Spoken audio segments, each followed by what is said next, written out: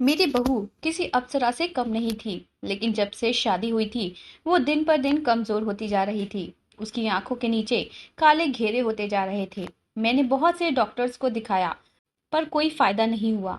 मुझे अपने बेटे पर शक होने लगा था। मेरा बेटा अक्सर रात के अंधेरे में बहू को छत पर ले जाता था। एक दिन मैंने छुप कर देखा कि वो छत पर करता क्या है, तो मेरी चीखें निकल गईं, क्योंकि मेरा बेटा मेरी बहू के साथ।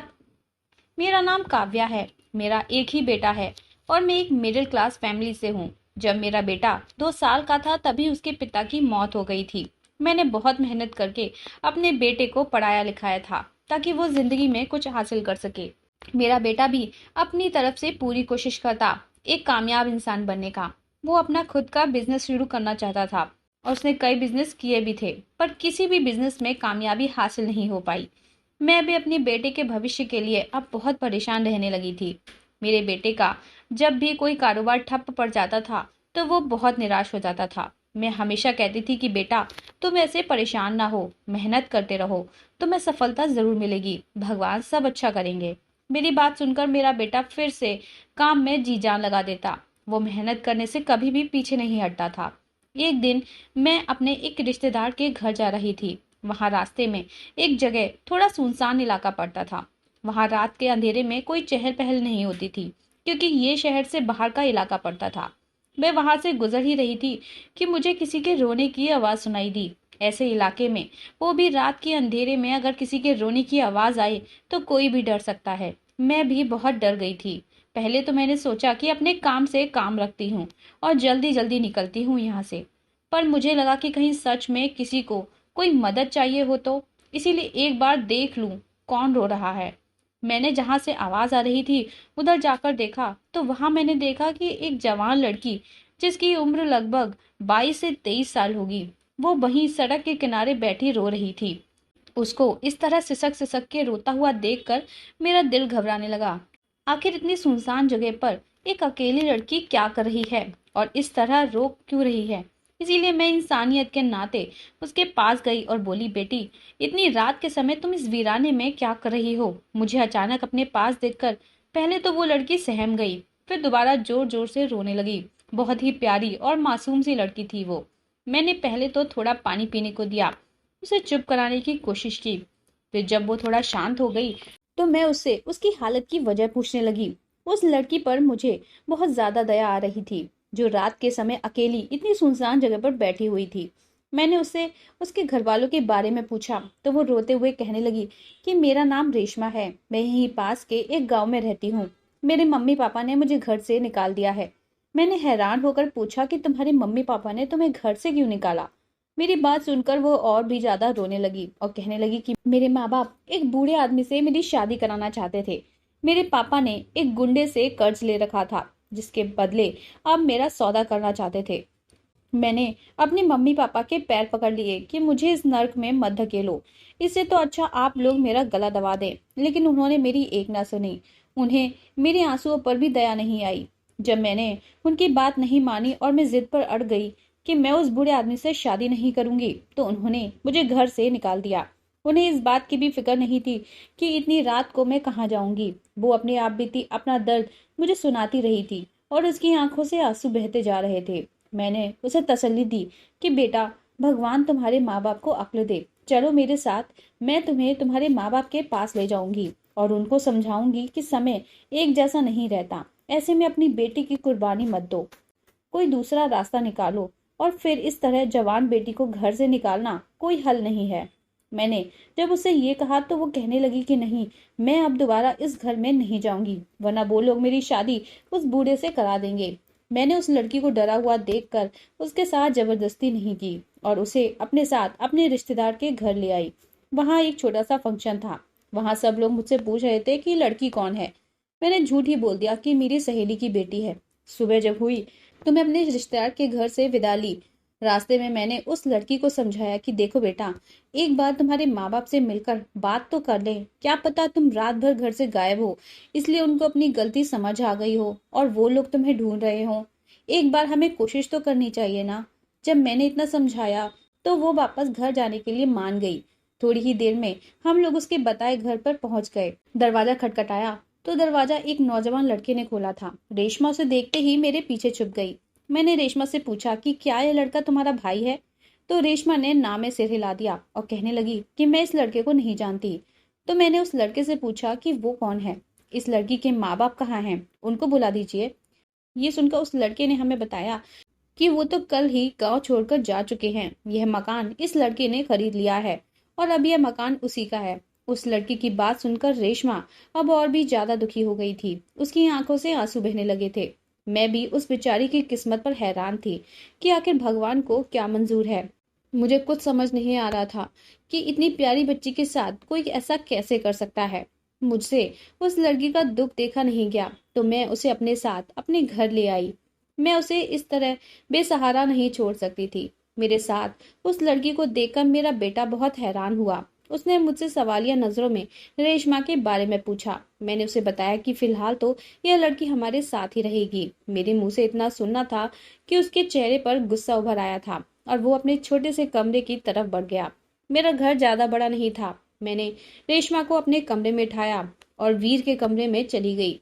वीर बहुत ही गुस्से से अपनी चीजें उलट पुलट कर रहा था। मैंने एक गहरी सांस भरी। मैं जानती थी कि वीर को लड़कियों से बहुत ज्यादा चिढ़ थी। वीर अपने आप में रहने वाला इंसान था, लड़कियों से दूर रहता था। मैं वीर के पास गई और उसे समझाने लगी कि बेटा ऐसा क्यों कर रहे हो। मेरी बात सुनकर वीर ने कहा कि मम्मी, ये लड़की कौन है जिसे आप हमारे घर ले आई हो? मैंने उससे कहा कि बेटा वो बेसहारा लड़की है, उसके माँ बाप नहीं हैं, इसीलिए मैं उसे यहाँ ले आई हूँ। मेरी बात सुनकर वीर उठकर खड़ा हो गया और जाने लगा तो मैंने उसका हाथ पकड़ लिया। वह बोला कि मम्मी, आप बहुत भोली हो। आपको क्या पता कि दुनिया में कैसे कैसे धोखेबाज लोग रहते हैं। क्या पता ये लड़की भी फ्रॉड हो। अगर ऐसा हुआ तो फिर क्या करेंगे, कहाँ जाएंगे? अभी तो हमारे हालत वैसे भी मुश्किल से गुजर रही है। कितनी मेहनत करनी पड़ती है तब कहीं जाकर घर का खर्च चलता है। ऐसे में एक नई मुसीबत आपने लाकर सिर पर बिठा दी। मैं किसी भी नई मुसीबत में पड़ना नहीं चाहता। मैंने उसे समझाया कि बेटा ये लड़की बेसहारा है, बहुत मासूम है, चेहरे से तो बिल्कुल भी फ्रॉड नहीं लगती। और अगर कुछ भी गलत हरकत की इसने या जरा सा भी शक हुआ तो मैं खुद ही इसे घर से निकाल दूंगी। और वैसे भी भगवान हमारे साथ है, वो सब सही करेगा। मेरा बेटा तब भी नहीं मान रहा था। आखिर में मैंने उसे अपनी कसम दी। तब जाकर उसने रेशमा को घर में रहने की हामी भरी। मुझे थोड़ा सुकून मिला कि चलो रेशमा को सहारा मिल गया। अगर ऐसा ही बेसहारा गलियों में घूमती रहती तो पता नहीं उसके साथ क्या होता। मैंने सोचा कि जो कुछ भी होगा भगवान अच्छा ही करेगा। लेकिन कहते हैं ना कि समय और किस्मत का कुछ पता नहीं कब बदल जाए। धीरे धीरे दिन गुजरने लगे। रेशमा को मेरे पास आए 4 दिन हो गए थे। वो मेरे साथ मेरे काम में हाथ बटाती और मेरी खूब सेवा करती थी। मुझे तो जैसे भगवान ने एक बेटी दे दी थी। वो मुझे किसी भी काम को हाथ नहीं लगाने देती थी। रातों को उठकर मेरे पाँव धुआती और मेरा बहुत ख्याल रखती। वो हमेशा कहती थी कि अगर आप मुझे सहारा नहीं देती तो मैं कहाँ जाती। आप तो मेरी सब कुछ हैं। रेशमा मेरे घर में बहुत खुश थी। उसको खुश देखकर मुझे भी खुशी होती थी। मैं बस अपने बेटे को लेकर परेशान थी। वह रेशमा से पहले की तरह बात नहीं करता था और पता नहीं क्यों रेशमा भी उसके सामने आने से बचती थी। बहुत जरूरी काम होता था तभी उसके सामने आती थी, नहीं तो वीर के घर में आते ही वह इधर उधर हो जाती थी। मैंने बहुत कोशिश की कि वह वीर का डर अपने दिल से निकाल दे। वीर मेरा बेटा है और बहुत ही अच्छा लड़का है, लेकिन पता नहीं रेशमा को क्या हो गया था कि वीर के सामने जाने से हमेशा बचती थी। उसके आने के बाद मैंने एक चीज पर गौर किया था कि रेशमा अब वीर को बुरी नहीं लगती थी। मैंने वीर की आंखों में रेशमा के लिए प्यार की झलक देखी थी। वैसे तो मेरा बेटा लड़कियों से दूर भागता था और मेरे दिल को यही डर सताता था कि पता नहीं मेरा बेटा शादी भी करेगा कि नहीं। वीर मेरा इकलौता बेटा था। अगर वो शादी नहीं करता तो मेरे बाद कौन उसका ख्याल रखता? मैं तो हमेशा जिंदा नहीं रहने वाली थी। कभी ना कभी तो मुझे भी ऊपर जाना ही होगा ना। तब क्या होगा मेरे बेटे का? यही सब सोच सोच कर मैं परेशान हो जाया करती थी। इसीलिए जब मैंने वीर की आंखों में रेशमा के लिए चाहत देखी तो मेरे दिल में ख्याल आया कि यही अच्छा मौका है वीर को रास्ते पर लाने का। लेकिन मैं डायरेक्ट तो वीर से इस बारे में बात नहीं कर सकती थी। इसीलिए मैंने एक प्लान बनाया। मैंने अपने मोहल्ले की एक रिश्ते कराने वाली से रेशमा के रिश्ते की बात चलाने को कहा। उसने मेरे कहने के अनुसार एक घर में रेशमा का रिश्ता लेकर गई। उन लोगों को रेशमा बहुत पसंद आ गई थी। उन लोगों ने अगले हफ्ते का इंगेजमेंट करने को कहा। मैं वीर के हाव भाव देखना चाहती थी। मैंने सोचा कि मैं जब वीर को रेशमा के रिश्ते के बारे में बताऊंगी तो वह जरूर कुछ ना कुछ रिएक्ट करेगा और फिर मैं वीर के दिल का हाल जान जाऊंगी कि आखिर उसके मन में चल क्या रहा है। शाम को जब वीर घर आया तो मैंने उससे कहा कि मैंने रेशमा का रिश्ता तय कर दिया है। अगले हफ्ते वो लोग इंगेजमेंट करना चाहते हैं। मेरी बात सुनकर वीर का चेहरा गुस्से से लाल हो गया था। वो बोला, मम्मी आपने रिश्ता तय कर दिया, एक बार मुझसे पूछना जरूरी नहीं समझा? मैंने कहा कि तुमसे पूछने वाली क्या बात है, तुम क्या कोई उसके सगे रिश्तेदार हो? मैंने रेशमा को बस इस घर में सहारा दिया था और तुम भी तो इस बात के खिलाफ थे। इसीलिए मैंने सोचा कि अब रेशमा की शादी कर दूं तो तुम भी थोड़ा रिलैक्स फील करोगे इस घर में। मेरी बात सुनकर वीर खुद को रोक नहीं पाया और बोला, ये पहले की बात थी, लेकिन अब मैं उसे पसंद करने लगा हूँ और मैं उसे किसी दूसरे के साथ शादी करते नहीं देख सकता। यह कहकर वह कमरे से निकल गया। मैं उसकी बात पर मुस्कुराने लगी। वीर तो मान गया था, लेकिन अब मुझे रेशमा की रजामंदी चाहिए थी। मैं जानती थी कि रेशमा मेरी बात पर इनकार नहीं करेगी, लेकिन मैं यह भी जानती थी कि रेशमा शुरू से ही वीर से डरती है, तो फिर उसके साथ पूरी जिंदगी गुजारने के बारे में शायद वो सोच भी नहीं सकती। उसके लिए ये एक बड़ा फैसला होगा। अगले दिन जब सारा काम खत्म हो गया और हम लोग फ्री बैठे थे, तब मैंने रेशमा को अपने पास बिठाया और कहा, रेशमा क्या तुम मेरे बेटे से शादी करोगी? मेरी बात सुनकर रेशमा ने झटके से अपना सर उठाया, जैसे उसे मेरे सवाल से एकदम करंट लगा हो। वो अपना सिर ना में हिलाने लगी। मुझे उसे देखकर साफ पता चल रहा था कि मेरे सवाल से वो कितना डर गई है। मैंने उसे समझाया कि वीर एक बुरा लड़का नहीं है, लड़कियों से नफरत के पीछे एक बड़ी वजह है और वो है उसकी चाची। अपनी चाची की गलत करतूतों की वजह से वीर हर लड़की से नफरत करने लगा है। उसकी चाची बहुत ही खराब चरित्र की औरत थी। उसके चाचा अपनी पत्नी से बहुत प्यार करते थे, फिर भी वो गांव के दूसरे मर्दों से गलत संबंध बनाती थी। जब चाचा को ये पता चला तो उन्होंने चाची को गांव से ही निकलवा दिया और खुद आत्महत्या कर दी। वीर बचपन से ही अपने चाचा के बहुत करीब था, इसीलिए जब उनके साथ ये हुआ तो उसे बहुत बड़ा सदमा लगा। अपने चाचा की मौत का जिम्मेदार वो सिर्फ अपनी चाची को मानता है, इसीलिए वो उसके बाद से लड़कियों से दूर दूर रहने लगा। मेरी बातों से रेशमा के मन की घबराहट कुछ कम हुई थी, लेकिन वह अभी भी कुछ डरी हुई थी। मैंने उससे वादा किया कि मैं तुम्हारे साथ कभी भी नाइंसाफी नहीं होने दूंगी। मेरा बेटा अब पहले जैसा नहीं रहा, जो बात बात पर तुम्हें भला बुरा कहे और तुमसे नफरत करता रहे। तुमने खुद इस बात को महसूस किया होगा कि वीर बदल चुका है, वह तुमसे प्यार करने लगा है। मेरी बातों ने शायद उसके दिल पर छाई हुई धूल को साफ कर दिया था और वो कहने लगी कि मैं आपको मना कैसे कर सकती हूँ, आप तो मेरे लिए भगवान समान हैं। आपने उस समय मेरा साथ दिया था जब मेरे माँ बाप ने भी मुझे छोड़ दिया था। रेशमा की बात सुनकर मैं खुश हो गई थी। भगवान ने मुझे बहुत ही अच्छी बहू और बेटी दोनों ही दे दी थी। मैंने वीर और रेशमा की शादी तय कर दी और फिर रेशमा और वीर की शादी का दिन भी आ गया। दोनों की शादी धूमधाम से तो नहीं की थी, लेकिन बहुत ही खुशी से की थी। मोहल्ले के सारे घरों में मैंने दावत दी थी और उनको भी अपने घर की पहली खुशी में शामिल किया था। शादी के बाद को वीर ने रेशमा का बहुत ख्याल रखा था, उसके खाने पीने का, उसकी हर छोटी बड़ी जरूरत का ध्यान रखता था। शादी का 1 महीना पूरा हो चुका था, सब कुछ सही चल रहा था, लेकिन एक बात मुझे अंदर ही अंदर परेशान कर रही थी कि रेशमा की सेहत दिन पर दिन गिरती जा रही थी। वो थोड़ा सा भी काम कर लेती तो हाँफने लग जाती थी। मैंने हर नुस्खा आजमा लिया था, लेकिन उसकी तबीयत में कोई सुधार नहीं हो रहा था, बल्कि रेशमा की तबीयत और भी ज्यादा खराब होती जा रही थी। मेरी बहू बहुत खूबसूरत थी, उसकी बड़ी बड़ी काली काली आंखें किसी को भी अपना दीवाना कर लेती थी, लेकिन अब उसकी आंखों के नीचे काले घेरे आने लगे थे। वीर मेरी रेशमा का पूरा ख्याल रखता था। मुझे याद है शादी का वो दिन जब मेरी बहू दुल्हन बनकर मेरे घर आई थी। शादी के कुछ दिन पहले मैंने रेशमा को अपनी सहेली के घर भेज दिया था और वो वहीं से दुल्हन बनकर मेरे घर आई थी। उस समय रेशमा कितनी खुश थी। शादी के बाद मुझे कोई भी परेशानी नहीं हुई थी, लेकिन वो अब बहुत ही चुप चुप सी रहने लगी थी। जो काम करने को कहती बस खामोशी से कर देती थी, तो ज्यादा नहीं बोलती थी, जैसे कि कोई गहरी सोच में डूबी हो। कुछ तो परेशानी थी उसे, मुझे उसकी चिंता सताने लगी थी। मैंने काफी डॉक्टरों को दिखाया, हकीमों को दिखाया, पर कोई फर्क नहीं पड़ा। बस उसकी सेहत दिन पर दिन गिरती ही जा रही थी। वीर उस दिन घर आया तो मैंने उसे रेशमा की तबीयत के बारे में पूछा। साथ ही मैंने उसे बताया कि आज तो रेशमा की तबीयत कुछ ज्यादा ही खराब है, वह अपने कमरे में सो रही है। वीर रेशमा के कमरे में आया और उसे उठाकर बिठाया और बहुत ही प्यार से उसके बालों में उंगलियां चलाते हुए उसे जगाने लगा। उस समय रेशमा बहुत ही कमजोर लग रही थी। तभी वीर ने अपने बैग से एक शीशी निकाली और उसमें से थोड़ा सा शहद रेशमा को चटाया मैं नोटिस कर रही थी कि शादी के दूसरे दिन से ही वीर रेशमा को शहद चटाता था और उसके बाद उसे छत पर भी ले जाता था। मैं बहुत हैरान होती और जब भी वीर से पूछती थी इसके बारे में तो वो कोई ना कोई बहाना बना देता था, पर सच नहीं बताता था। लेकिन मैंने भी सोचा था कि वह रेशमा का पति है, उससे प्यार भी करता है, तो उसके साथ कुछ गलत तो करेगा नहीं। रेशमा को फिर से बेड पर लिटाकर वीर वॉशरूम में फ्रेश होने चला गया था। मैं कुछ देर वहीं उसके पास बैठी रही और फिर उठकर बाहर आ गई। मुझे समझ नहीं आ रहा था कि मेरी बहू कैसे ठीक हो गई। थोड़ी देर बाद रेशमा को होश आ गया था।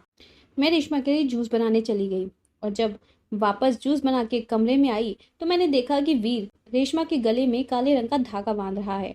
मैंने जूस का गिलास टेबल पर रखा और उससे उस धागे के बारे में पूछने लगी। मैंने कहा कि तुम रेशमा को ये क्या पहना रहे हो? तो वो बोला, मम्मी देखो ना, रेशमा आए दिन बीमार रहती है और कमजोर होती जा रही है, इसीलिए मैं बहुत बड़े पंडित जी से ये धागा लेकर आया हूँ। इससे रेशमा ठीक हो जाएगी। पता नहीं क्यों मेरा दिल कुछ खटक सा गया था। मुझे लगा कि जैसे वीर मुझसे कुछ छुपा रहा हो, लेकिन मैंने उसे फिर इस बारे में आगे कुछ नहीं पूछा, क्योंकि मुझे पता था कि वीर मुझे कुछ नहीं बताएगा। अगले दिन तक मैंने देखा कि रेशमा की तबीयत कुछ अच्छी हो गई थी। मुझे ये देखकर कुछ अच्छा लगा और मन को शांति मिली कि मेरी बहू अब ठीक हो रही है। रात के समय मैं किचन से निकल रही थी कि तभी मैंने देखा वीर रेशमा को लिए छत पर जा रहा था। मैं ये अक्सर देखती थी कि वीर रेशमा को वहां ले जाता था। मेरे मन ने कुछ गलत होने का इशारा किया, इसीलिए मैं भी चुपके चुपके उसके पीछे छत पर पहुंची। छत पर आकर जो मंजर मेरी आंखों के सामने था, मुझे देखकर मेरे पैरों तले जमीन खिसक गई। मुझे ऐसा लगा जैसे किसी ने मेरे शरीर से जान ही निकाल दी हो। वीर ने रेशमा को एक गोल घेरे के अंदर लिटाया हुआ था और यह देखकर तो मैं और भी ज्यादा डर गई थी कि रेशमा बेहोश थी। वीर ने उसके माथे पर न जाने क्या क्या लपेट रखा था और उसके सामने बैठा हुआ कुछ बड़बड़ा रहा था। तभी मैंने देखा कि वीर ने मन ही मन कुछ पढ़कर रेशमा के ऊपर फूका। देखते ही देखते रेशमा का पूरा शरीर झटके खाने लगा था। यह सब देखकर तो जोर से मेरी चीख निकल गई। मेरी आवाज सुनकर वीर ने मेरी तरफ देखा तो उसका चेहरा सफेद पड़ गया। उसको लगा कि मैं अपने कमरे में सो रही हूँ। मैं उसके पास गई और उसे एक जोर का थप्पड़ मारा। उस वक्त मुझे वीर अपने होश में नहीं लग रहा था। वो बहुत ही अजीब पागल सा लग रहा था। फिर मैंने उसके बाद उसके मुंह पर थप्पड़ों की बारिश कर दी। वो भी बिना कुछ बोले खड़ा रहा। मैंने उससे कहा कि बेगैरत इंसान, यह सब तू क्या कर रहा था? तेरी हिम्मत कैसे हुई एक मासूम के साथ इतना घिनौना खेल खेलने की? अभी के अभी रेशमा को तू होश में लेके आ, वरना मैं भूल जाऊंगी कि तू मेरा बेटा है। मेरे चेहरे से गुस्से की चिंगारियां निकल रही थी। मेरा पूरा शरीर गुस्से की वजह से कांप रहा था। मेरी हालत को देखते हुए वीर ने रेशमा के चेहरे पर पानी की छींटें मारी तो रेशमा ने धीरे धीरे अपनी आंखें खोली। उसका पूरा शरीर बहुत कमजोर हो गया था। मैंने वीर से कहा कि यह सब क्या है? क्या कर रहे थे तुम रेशमा के साथ? मेरी बात सुनकर वीर रोने लगा। फिर उसने मुझे सारी बात बताई। वीर बोला कि जब मैंने रेशमा को पहली बार देखा तो मुझे उसमें अलग सी कशिश महसूस हुई। मैंने खुद को उसके करीब जाने से रोकने की कोशिश की, लेकिन मैं अपनी इस कोशिश में नाकामयाब रहा। मैं रेशमा के साथ शादी से पहले ही शारीरिक संबंध बनाना चाहता था, लेकिन मैं जब भी रेशमा के साथ ये सब करने की कोशिश करता तो वो मुझसे दूर भागती और मुझे ऐसा करने से रोकती थी। एक दिन उसने मुझे धमकाया कि अगर तुमने मेरे साथ जबरदस्ती की तो मैं तुम्हारी माँ को सब बता दूंगी। इस पर मैंने उसे धमकाया कि अगर तुम मेरी माँ को बताओगी तो मैं अपनी माँ को कहूंगा कि ये लड़की मेरे ऊपर डोरे डालती है, मुझ पर गलत निगाह रखती है, और जाहिर सी बात है वो मेरी माँ है, मेरे ऊपर विश्वास करेंगे ना कि तुम्हारे ऊपर। अगर ऐसा हुआ तो वे तुम्हें घर से निकाल देंगी। मेरी बात सुनकर रेशमा डर गई थी। इस घर के अलावा उसका कोई दूसरा सहारा नहीं था और वो इस घर को छोड़कर जाना नहीं चाहती थी। इसीलिए चुपचाप वह घर पर पड़ी रही और मेरे खिलाफ उसने कोई आवाज नहीं निकाली। लेकिन अब भी मैं अपना मकसद पूरा करने में नाकाम था। वो मेरे हाथ नहीं आ रही थी। वो वो मुझसे हमेशा बसती रहती थी, लेकिन मैंने सोच लिया था कि उसे तो मैं हासिल करके ही रहूंगा। और जब आपने मुझे बताया कि रेशमा की शादी तय कर दी है तो ये मुझे गवारा नहीं हुआ। मैंने सोच लिया था कि मैं रेशमा को तो हासिल करके ही रहूंगा, चाहे कैसे भी सही। और फिर मैंने उससे शादी करने की बात कही थी। मैंने सोच लिया था कि रेशमा से शादी करने के बाद और उसे हासिल करने के बाद मैं उसे छोड़ दूंगा। यही बात शादी की पहली रात मैं अपने दोस्त से फोन पर कर रहा था और रेशमा ने मेरी पूरी बात सुन ली थी। पहली रात रेशमा ने मुझे अपने करीब नहीं आने दिया। उसने मेरी आवाज अपने फोन में रिकॉर्ड कर ली थी। जब मैंने रेशमा को धमकाया तो कहने लगी कि अगर तुमने मेरे साथ जबरदस्ती की तो मैं ये रिकॉर्डिंग तुम्हारी माँ को सुना दूंगी। शादी के इतने महीने बाद भी मैं रेशमा को पा नहीं सका था। वो मुझे समझाने की कोशिश करती थी कि अब हमारी शादी हो चुकी है, मेरी खातिर ना सही तो अपनी माँ की खातिर ही इस रिश्ते को पूरी ईमानदारी के साथ निभाइए। लेकिन मुझे उसकी इस बात से कोई फर्क नहीं पड़ता था। मैंने तो जो सोच लिया था उसे पूरा करना ही अपना मकसद समझता था। दिन पर दिन रेशमा मेरे लिए जिद बनती जा रही थी। मैं चाहता तो उसे जबरदस्ती हासिल कर सकता था, लेकिन अब मैंने सोच लिया था कि वो खुद मेरे घुटनों में बैठकर अपना शरीर मुझे सौंपेगी और मैं उससे ऐसा करवा कर रहूंगा। फिर मैंने एक बाबा की मदद ली। उस बाबा के बताए हुए सारे काम करने लगा। वो शहद भी उन्हीं बाबा ने दिया था जिसे मैं रोज अपनी रेशमा को चटाया करता था। बाबा का दिया धागा भी पहना दिया। उनके बताए हुए सारे काम कर रहा था। ये सारे काम मुझे 45 दिन तक करने थे। उसके बाद वो खुद मेरे पैरों में गिरकर अपने आप को मुझे सौंप देती। लेकिन इससे पहले ही आपको मेरे बारे में सब कुछ पता चल गया। वीर के मुंह से ये भयानक सच्चाई सुनकर मेरा सर चकरा गया था। मुझे तो विश्वास ही नहीं हो रहा था कि ये मेरा बेटा है। पता नहीं मैंने कौन से गुनाह किए थे कि मुझे ऐसी औलाद मिली थी। इससे तो अच्छा था कि भगवान मुझे बे औलाद ही रखता। मैंने एक जोरदार थप्पड़ वीर को लगाया। बेशरम, तुझे शर्म नहीं आई? जिस बेसहारा लड़की को तेरी माँ ने सहारा दिया, उसे अपनी बेटी बनाया, तेरी जिंदगी में शामिल किया, तूने उसी लड़की की जिंदगी बर्बाद कर दी। मैं तुझे कभी माफ नहीं करूंगी। अरे ऐसी बहू और पत्नी तो किस्मत वालों को मिलती है। इतना सब कुछ वह चुपचाप सहती रही और उसने मुंह नहीं खोला। उल्टा वो तुझे लाइन पर लाने की कोशिश करती रही और तू उसे बर्बाद करने पर तुला रहा। तभी मैंने देखा कि अब रेशमा पूरी तरह होश में आ चुकी थी। मैंने उसका हाथ पकड़ा और उसे नीचे कमरे में ले आई। उसे बेड पर लिटाया।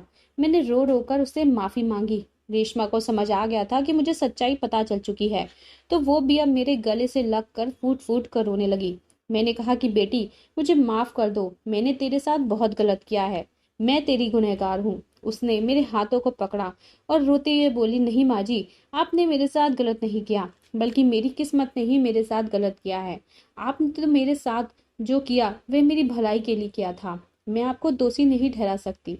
मेरी किस्मत में ना माँ बाप का प्यार था, ना शादी के बाद पति का प्यार, लेकिन भगवान ने आपके रूप में मुझे माँ दी थी और मैं आपको खोना नहीं चाहती थी। इसीलिए मैं वीर के सारे जुल्मों को सहती रही। मुझे उम्मीद थी कि शायद वो एक ना एक दिन सही रास्ते पर जरूर आ जाएंगे।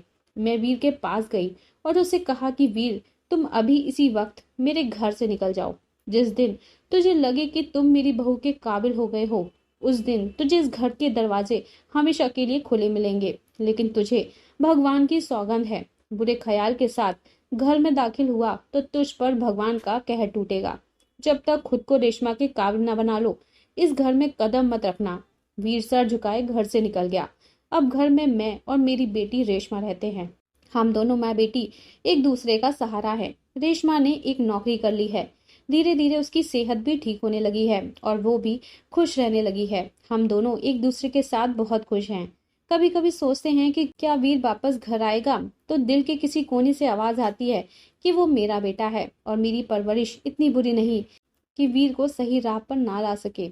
एक ना एक दिन वो जरूर वापस आएगा और मेरी रेशमा की जिंदगी खुशियों से भर जाएगी। मुझे अपने भगवान पर पूरा भरोसा है और मुझे उस दिन का इंतजार है जब वीर एक अच्छा पति और एक अच्छा बेटा बनकर इस घर में हम दोनों के साथ रहेगा। तो दोस्तों, आपकी क्या राय है? क्या मैंने अपने बेटे को घर से निकालकर अच्छा किया? क्या मेरा बेटा घर वापस आएगा और अपनी पत्नी को अपनाएगा? अपना जवाब हमें कमेंट बॉक्स में लिखकर जरूर बताएं। कहानी पसंद आई हो तो इसे लाइक और शेयर करें और चैनल को सब्सक्राइब करना बिल्कुल भी ना भूलें। फिर मिलेंगे एक नई कहानी के साथ। तब तक के लिए बाय बाय।